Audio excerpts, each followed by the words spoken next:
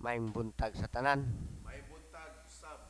Ang maayo gyud ang buntag kay kita nagsimba sa Ginoo sa matag adlaw atong giuna ang Ginoo kay niingon siya unaha ang pagpangita ang gingharian sa Dios ug ang tanang butang iyang ikadugang kanato. Sa maayo gyud ang unahon nato ang Ginoo. Sa mga igsoon, ang atong ebanghelyo nga naghisgot kini sa pakig pakig-uli sa Dios. Mga igsoon, ang atong unang ang atong ebanghelyo sa kapitulo 5 bersikulo 20 nagaingon diri.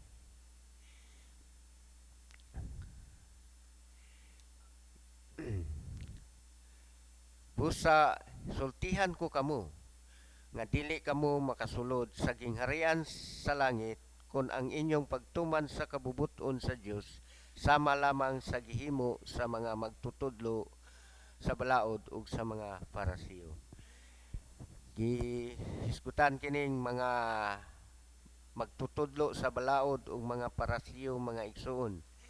Kay kining mga tawhana mo ang nagtudlo sa mga balaod, sila ang nagpatuman sa mga balaod apan ang ilang gibuhat wala magsubay sa balaod. Sila mismo ang naghimo sa balaod pero sila mismo wala motuman sa mga balaod. Mo ning ingon nga mga tigpakaron ingnon, mga tawhana, mga igsoon, mga kining magtutudlo sa balaod, ang parasiyo kay sila mismo nagtudlo sa mga balaod sa ni Moises apan ang ilang gibuhat dili subay sa balaod. Nag dili wala sila magtuman sa mga balaod. Sa angay nato ning hinuklugan mga igsoon sama kanato nga mga clergy o mga magsusunod ni Ginoong Kristo. Nagtudlo ta sa pagkamatarong apan kung atong gibuhat dili matarong dili ta layo nga maparehan ining mga parasiyo ug mga magtutudlo sa mga balaod.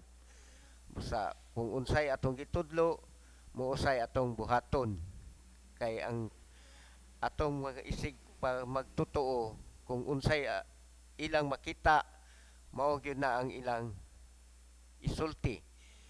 Kung kita nagtudlo ug dili maayo moingon gyud na sila tudlo na sila pero sila mismo wa man gani magbuhat.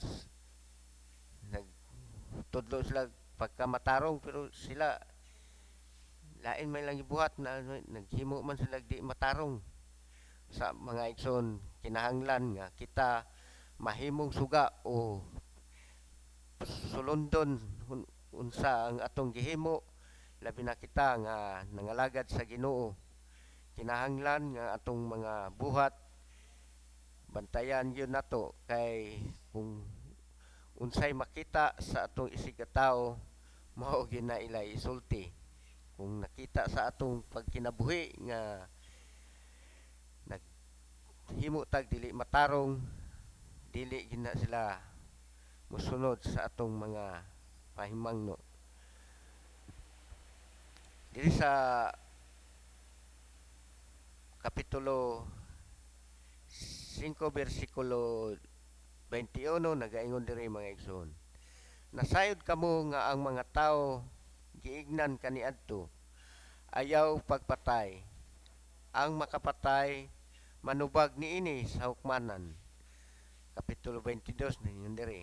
Apan karon sultihan ko kamo nga ang masuko sa iyang isig katawo dadon ngadto sa maghuhukom ug ang maghingalag kwanggol sa iyang isig katawo manubag ngadto sa labawng hukmanan. Busa og bisan kinsa nga moingon nga buang ang iyang isig katawo malagmit nga mahiagom sa kalayo sa impyerno. So dako kay ni nga kuan mga igsoon, kung ikaw maghingalan og kwanggol sa imong isig katawo og buang ang imong isig katawo, malagmit nga maadto ka sa kalayo sa impyerno. Sus dako na ning sala kay san ka impyerno. Sus paghingalan lang natog kwanggol o buang ang atong isig katawo, mahiagom ta sa kalayo sa impyerno. Busa importante gyud mga igsoon ang atong mga pagpanulti, unsay atong isulti sa atong isig katawo, atong bantayan ni mga igsoon, kay ang atong baba moora po'y maka pa hilayo kanato sa atong Ginoo. Kung unsa ang sulod sa atong kasing-kasing, mo sad na ang mugawas sa atong baba. Kung dautan ang atong sulod sa atong kasing-kasing, ang mugawas pud ni ana dautan yapon nga mga pulong. Busa isip mga alagad sa Ginoo, kinahanglan nga atong pamalandungan kanunay ang atong isulti bago nato isulti atong hunaon sa daan nga maayo ba ni o dili. Kay kung dili maayo, makadaot kana sa atong pagkakristohanon.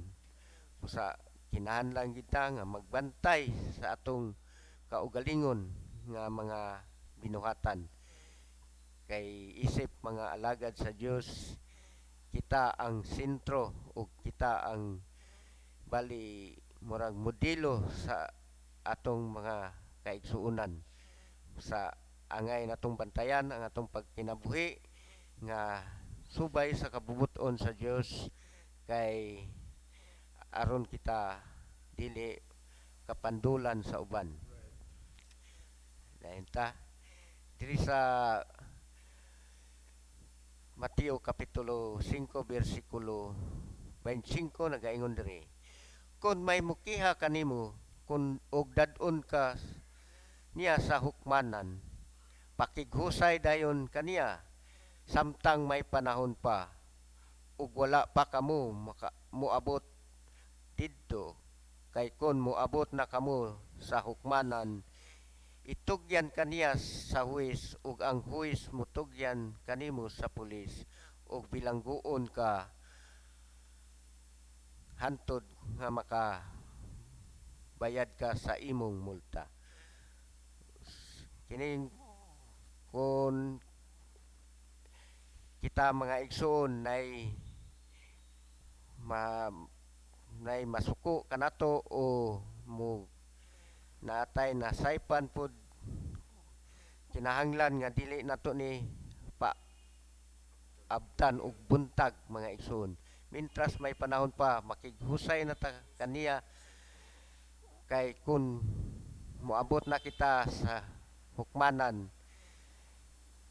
mao kini ang panahon nga ang atong panginabuhi maapektuhan. Kay husayon ta, malangan na pud ta, imbes kay magtrabaho tuata sa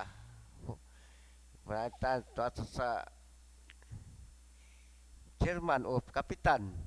So gahin na pud tag adlaw nga atong iadto sa husay. Busa mo ning giingon mga igsoon, mintras may panahon pa, dili nato palabi ang atong mga garbo.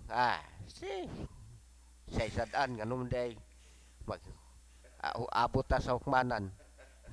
Sayon kay sultihon mga igsoon, pero pag moabot na kana, dako ang kadaot nga mahimo diha sa atong panginabuhi. Busa mo nang giingon nga mintas may panahon pa. Kay kung wala nay panahon, sige na mo huwi maadto sa kapitan. Kung dili mo mahusay sa kapitan, adto mo sa lupon. Pag abot sa lupon, kung di mo mahusay, adto na mo sa huwis. So malangan na ka mga igsoon, kung ikaw nanarbaho, makuhaan yun ang imong adlaw sa pagpanarbaho. Kay di man pwede di ka moadto kay kung di ka mo sipot pusas na imong warrant na dayon na imo kung di nimo atubangon. Busa mo na ang mga igsoon giingon ni Ginoong Kristo nga mientras may panahon pa makighusay o makiguli kita kaniya labi na kung kita mga alagad sa Ginoo. Sa mga igsoon nga na ang ingon nga kinahanglan nga bantayan nato ang atong mga gawi isip mga alagad sa Dios kay ang alagad sa Dios kinahanglan yun nga mooy sentro mooy makita sa katawhan nga maayo og gawi kay kung kita is mga alagad sa Ginoo wala magsubay sa kabubuton sa Dios dili kita tuohan sa atong isig ka magtotoo kay mamay lang nakita nga di maayo sa kinahanglan yun mga igsoon nga isip mga alagad sa Dios atong himuon kutob sa atong mahimo ang maayong mga butang nga gihatag kanato sa Ginoo ug iyang mga balaod ang pagtuman sa iyang mga sugo ug sa iyang mga balaod. Mana ato ebanghelyo palihog manindog